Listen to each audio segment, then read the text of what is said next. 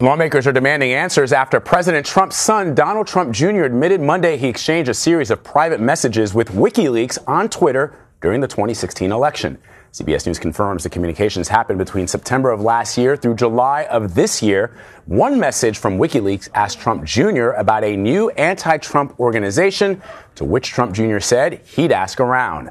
Another suggested Trump Jr. pushed the WikiLeaks story on Hillary Clinton, while a third urged Trump Jr. to give WikiLeaks documents on Trump to release, suggesting it would help them appear impartial. After the story broke, Trump Jr. tweeted, "Here is the entire chain of messages with @WikiLeaks with my whopping 3 responses," which one of the congressional committees has chosen to selectively leak. Attached were several screenshots of their reported correspondence. Democrats say this is further evidence of possible Russian collusion. He's demonstrated that he and other campaign members were willing to do whatever it takes to work with the Russians to get dirt on their opponent, Hillary Clinton. James Hohmann is a national political reporter and correspondent for The Washington Post, and he joins me now. Good to see you, James. Good to see you, Vlad. So this isn't the first time that we are learning Trump Jr. had contact with pro-Russian actors. What new questions does this raise in the investigation for Bob Mueller? This raises a host of new questions, and it is another data point showing intent, showing a desire by not just senior Trump officials, but the Trump family, Donald Trump's eldest son, to get damaging information potentially obtained illegally by a foreign adversary for the benefit of the campaign. This is, WikiLeaks. Mike Pompeo, Trump's own CIA director, said earlier this year that WikiLeaks is a non-state, hostile, anti-American actor, and that most of its information is coming from hostile foreign regimes, specifically Russia. This is well known and established. WikiLeaks has kind of jeopardized national security repeatedly over the past few years, and this was out there during the 2016 campaign. It was happening the same day that Donald Trump Jr. was exchanging messages with WikiLeaks, potentially Julian Assange himself, who's known to operate the WikiLeaks Twitter account. Mike Pence was giving a TV interview where he said it was preposterous that the campaign had any involvement at all with WikiLeaks or was in touch with WikiLeaks. So this sort of raises questions about what exactly people knew. We do know, based on what's been reported, that Donald Trump Jr. was sharing these messages with others on the campaign. The timeline, when you start to add it up, is very troubling because in one case, WikiLeaks was urging Trump Jr. to tweet something. Trump Jr. didn't tweet it, but 15 minutes later, after that message came, Donald Trump himself tweeted it. Trump mentioned WikiLeaks 145 times during campaign speeches in the final month of the campaign. So it feels like there are more connections than just these direct messages. And I think that's what the investigation needs to uncover, is what did Donald Trump Jr. know? What did he say? Were there non-Twitter contacts between them? Did they understand that this was information that had come from the Russians, that the Trumps were clearly being manipulated by these kind of sinister actors? And the most kind of positive explanation is that they were just naive and easy marks for these anti-Americans, but there's much more sinister explanations as well. James, the other thing that I think a lot of people are going to be looking at up until this point, up until the revelations yesterday, the president has been able to sort of distance himself from these allegations, these stories, by saying, well, look, these were people on my campaign. This was some third-rate guy who bought us coffee and wasn't part of my campaign, or I didn't know anything about it. But given the actions of Donald Trump Jr. and given the chain of others that he informed about the contact that he had with WikiLeaks, is it possible now that the president may have been aware? And I'm asking you to speculate, but what does the evidence point to?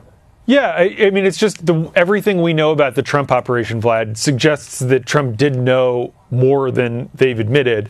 And the fact that they repeatedly and vehemently, categorically denied things, including this communication that we now know to be true, all of their previous denials have been undercut and called into question. So why should we believe the things that they continue to deny?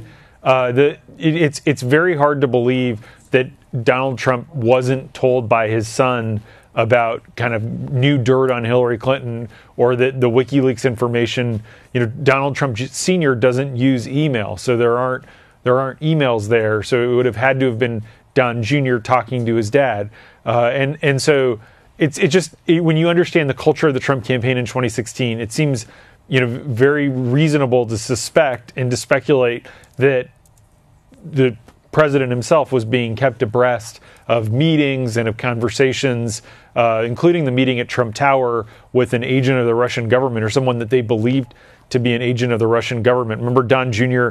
in an email to a foreigner said, "If it is what you say, I love it," when he was told that the Russian government had dirt on Hillary Clinton that they wanted to share with the Trump campaign. So kind of there's more and more smoke every day, and it's up to Bob Mueller to figure out how much of this is really fire. Yeah, I mean, James, on October 10th, Donald Trump had proclaimed, "I love WikiLeaks." We all have that soundbite of him. It's been playing that shows the president, the then candidate, saying, "I love WikiLeaks." And on October 12th of 2016, the WikiLeaks account messaged Donald Trump Jr. saying, "Hey, Donald, great to see you and your dad talking about our publications, WikiLeaks." There was also the timing. Roger Stone tweeted, "Big news coming on Hillary Clinton.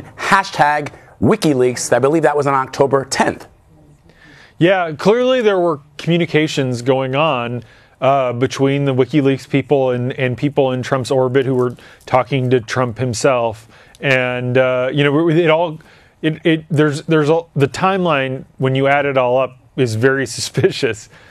We put together a timeline that we posted on our fact check page yesterday with like 30 plus contacts that Trump campaign officials had with Russians themselves, not just WikiLeaks, a Russian intermediary, but the Russians themselves. It's one of those things where these weren't one or two innocent meetings. This is a sustained amount of contact between the Russians and their intermediaries and surrogates and the Trump campaign over a very, very long period. And when you put all of those together, when you create the mosaic, it raises a lot of questions about what exactly was going on. And then to top it all off, Vlad, it comes amidst the kind of the puzzling question that remains, which is, why will Donald Trump never say a negative word about Vladimir Putin ever? He kind of basically praised him again over the weekend, said he believed Vladimir Putin was sincere when he said that Russia didn't interfere in the election, when all evidence speaks to the contrary, including the consensus of the U.S. intelligence community. So all these contexts come against the backdrop of Trump still, despite all the political pressure, not saying anything negative about Vladimir Putin. And these are valid questions. Why? And I'm sure the Vice President of the United States probably has those questions too, because it does appear, at least, that the Vice President seemed to be unaware of this, much in the same way that he was unaware of what was happening with then National Security Advisor Michael Flynn. I want to play a soundbite from the then Vice Presidential candidate, and I'll get you to respond. Some have suggested on the left that all this bad stuff about Hillary, nothing bad about Trump, that your campaign is in cahoots with WikiLeaks. Nothing could be further from the truth. So nothing could be further from the truth. The Vice President's office has now released a statement saying he was never aware anyone with the campaign was in contact with WikiLeaks, but this is not obviously the first time the Vice President has received inaccurate information. How is that playing out right now in D.C.? Yeah, it makes Mike Pence look like kind of bad. It makes him look like he's not a key player in the campaign, which could be good for him as the legal pressure continues to ramp up.